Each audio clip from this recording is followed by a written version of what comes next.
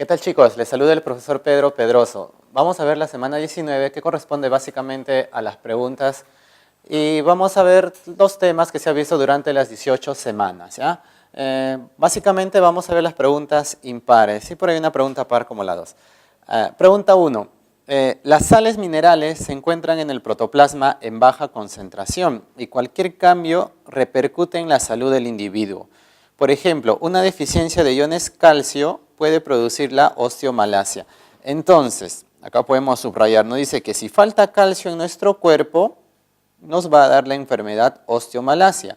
Y al costado dice que es un trastorno metabólico de los huesos, consistente en un déficit de la mineralización de la matriz ósea, que puede aparecer principalmente luego de embarazos repetidos. Acá esta palabrita puede aparecer, no necesariamente, puede aparecer luego de embarazos repetitivos, caracterizada por la blandura progresiva de los huesos con flexibilidad y fragilidad. Algo así como la osteoporosis, ¿ya? Los huesos van a ser frágiles, van a ser flexibles en la osteomalacia.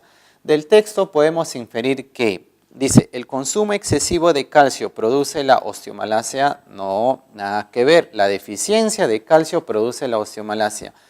¿La adecuada mineralización del hueso requiere de calcio? Claro que sí, para evitar la osteomalacia se tiene que consumir calcio para así tener buena mineralización de la matriz ósea. Ya, esa es correcta. Dice los embarazos múltiples producen osteomalacia, no necesariamente, puede aparecer. ¿La osteomalacia produce huesos muy mineralizados? No, cuando falta calcio, cuando falta mineralización se produce osteomalacia, nada que ver. Dice, la mineralización de la matriz ósea se produce por embarazos repetitivos, no, puede aparecer, no necesariamente. Por eso la respuesta es la clave B, 1B, beso. 2. Los camaleones son unos pequeños reptiles que se mueven con extrema lentitud. Han desarrollado un mecanismo de camuflaje que les permite hacerse poco visible para sus depredadores, confundiéndose fácilmente con el medio. En la época de apareamiento, el macho se expondrá en sitios visibles, enroscará la cola, exhibiendo una coloración verde brillante con manchas negras. ¿Qué dominios de la biología son responsables del estudio de los aspectos mencionados en el texto? ¿Ya? Bien, vamos a analizar por acá. La primera línea dice, los camaleones son pequeños reptiles que se mueven con extrema lentitud. Hay una rama de la biología que estudia el movimiento, la energía, los cambios de energía. Esa rama se llama biofísica. Entonces acá, primero, cuando hablamos de movimiento, biofísica. Cuando hablamos de fotosíntesis, respiración celular, biofísica. Luego nos dice, han desarrollado un mecanismo de camuflaje, ellos y no otros animales y no otros reptiles. ¿Qué han hecho los camaleones? Han desarrollado un mecanismo de camuflaje que les permite hacerse poco visibles para sus depredadores. Los camaleones se confunden con las ramas, adquieren la forma de las ramas, de tal manera que los depredadores no los pueden comer. Entonces, han desarrollado, han cambiado, han mutado. ¿Qué han hecho? Han evolucionado. Hay una segunda rama implicada acá en este texto que viene a ser la evolución. Luego nos dice, en la época de apareamiento, el macho se expone en sitios visibles, enrosca su cola, exhibe una coloración verde brillante con manchas negras. Entonces, ¿qué está haciendo el macho? Está llamando la atención de las hembras, para lo cual adquiere ciertas coloraciones. A nivel de la cola lo enrosca. El macho está teniendo un comportamiento que es característico en la especie camaleón. ¿Quién estudia el comportamiento? El comportamiento, la etología, no ecología. Ecología es el estudio de los seres vivos y el medio ambiente, es decir, del ecosistema. Esto es etología. Entonces buscamos la clave donde haya biofísica, evolución y etología. 2, clave C. Pregunta 3. Las proteínas son moléculas que están compuestas por carbono, hidrógeno, oxígeno, nitrógeno, azufre en algunos casos. Estas moléculas están conformadas por aminoácidos unidos mediante enlaces peptídicos. Son moléculas con una gran diversidad de funciones como estructural, transporte, reserva, protección, hormonal, enzimática. Identifique como verdadero o falso respecto a las proteínas y luego elija la alternativa correcta. ¿Las enzimas actúan sobre sustratos específicos para obtener productos? Claro que sí, eso es verdadero. Recordando, sobre un sustrato, él es el sustrato. ¿Quién actúa sobre el sustrato? Actúa el Pac-Man. ¿Quién viene a ser el Pac-Man? Viene a ser una enzima. ¿Y qué le hace la enzima al sustrato? Lo modifica. Y a ese modificado, ¿cómo se llama? Producto. Y la enzima va en busca de otro sustrato. Las enzimas, que son proteínas, modifican sustratos para obtener producto. Todas las proteínas son enzimas, no todas, algunas. Otras proteínas son hormonales, otras son transportadoras, otras son de reserva, otras son protectoras. Entonces, incorrecto, no todas. Luego dice, la caseína y las inmunoglobulinas son proteínas de reserva. La caseína sí es proteína de reserva. La inmunoglobulina no es una proteína protectora, por consiguiente es falso.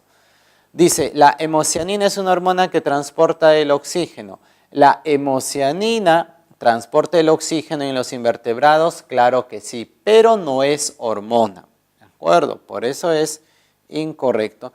Entonces, la clave sería la E, verdadero, falso, falso, falso. Clave E, 3E. 5. En un laboratorio se cultiva en estado puro bacterias de la especie A y bacterias de la especie B. ¿Qué procesos permiten modificar la información genética de ambas especies? Entonces, hay dos procesos que hacen que las bacterias cambien su ADN. Esos procesos son la conjugación y la transducción. Conjugación y transducción. ¿Qué pasa en la conjugación? Una bacteria a otra bacteria, ¿qué le va a dar? Le va a dar un ADN pequeño. A ese ADN pequeño, ¿cómo se le llama? Plásmido, mediante el pili o fimbria. Eso viene a ser conjugación.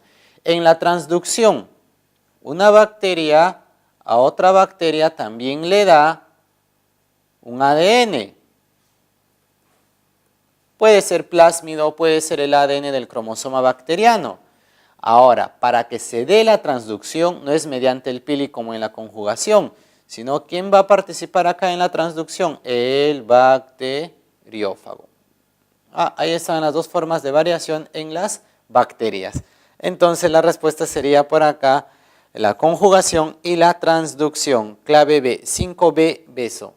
Pregunta 7. Pepe, al momento de comprar fruta, se percata de que las manzanas están muy brillantes y recuerda a su profesor de biología cuando explicó sobre la cutina, una cera que se presenta en la mayoría de los tejidos epidérmicos. Marque la alternativa con respecto a la epidermis. La alternativa incorrecta dice.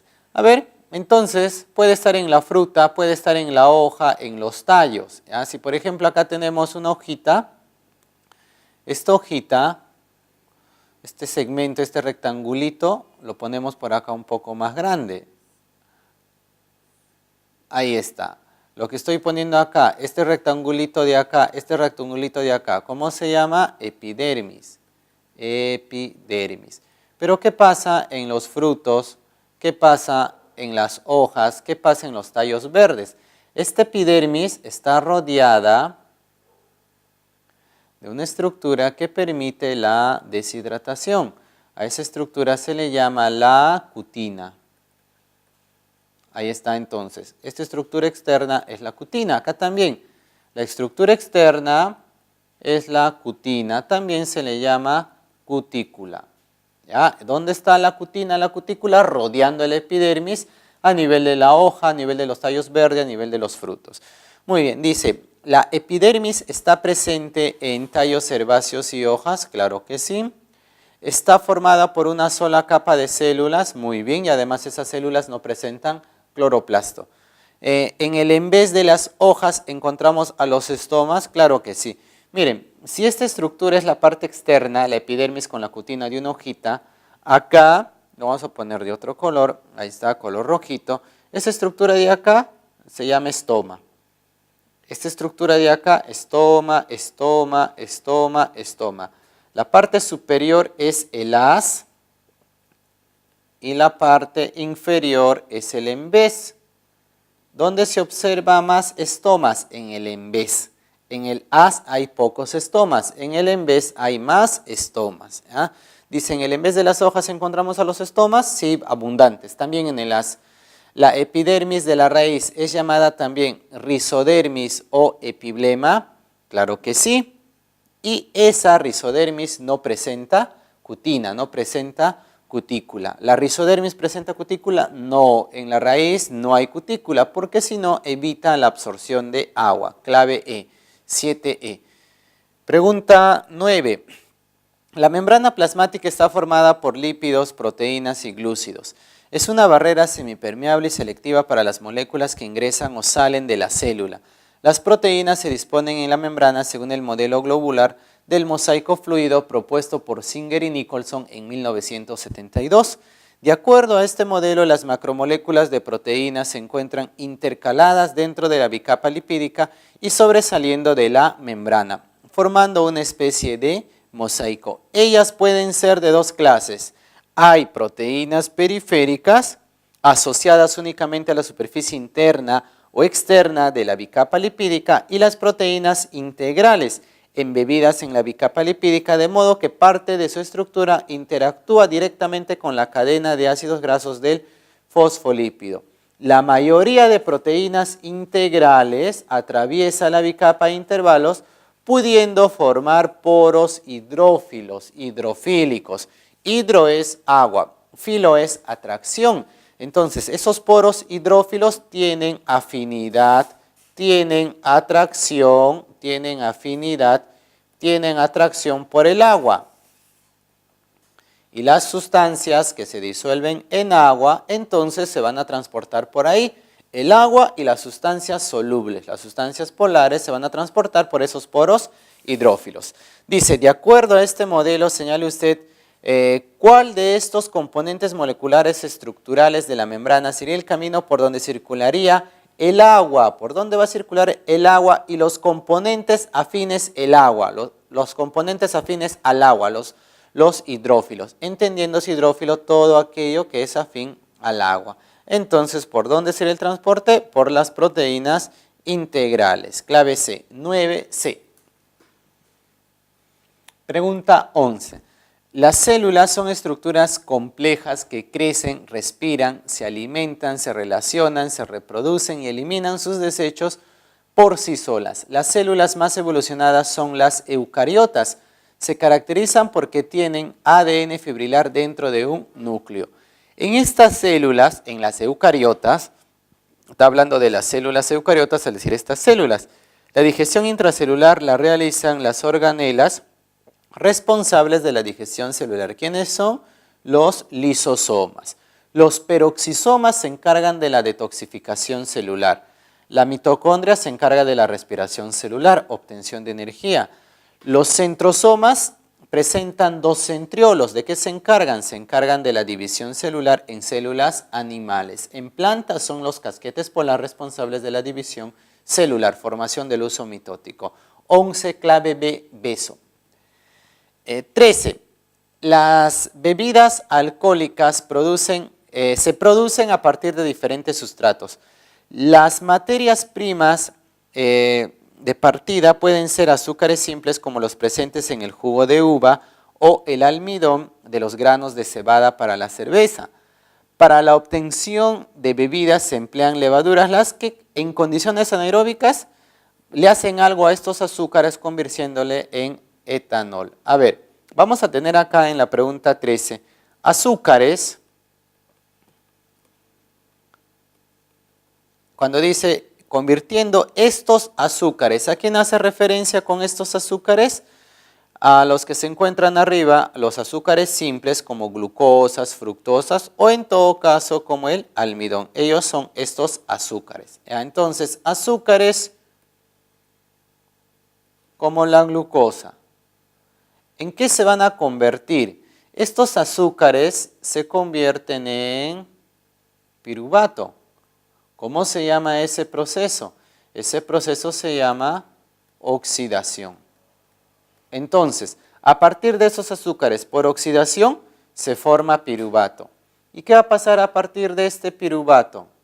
¿Ya? Este piruvato que tiene 3 carbonos se convierte en etanal que tiene 2 carbonos, en etanal que tiene 2 carbonos. Y luego, ¿qué hace este etanal? Gana hidrógenos y se convierte en etanol. Cuando gana hidrógenos, ¿qué está haciendo? Se está reduciendo. Ahí ocurre la reducción. Entonces dice, estos azúcares se convierten hasta etanol primero por una oxidación y luego por una reducción. Pero en la parte final nos dice, este proceso se conoce como fermentación alcohólica. Básicamente la fermentación alcohólica hace repercusión a la última parte, a esta partecita de acá. ¿Y qué está ocurriendo en la última parte, en la fermentación alcohólica? ¿Qué ocurre básicamente? La reducción. Por eso marcamos la clave B, beso. Pero hay que tener presente que los azúcares primero se oxidan hasta piruvato, hasta etanal. Luego ese etanal se reduce para formar el etanol. Oxidación, pérdida de hidrógenos, reducción, pérdida de hidrógenos.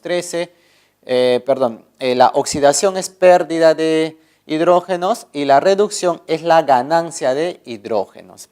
13, clave B, beso.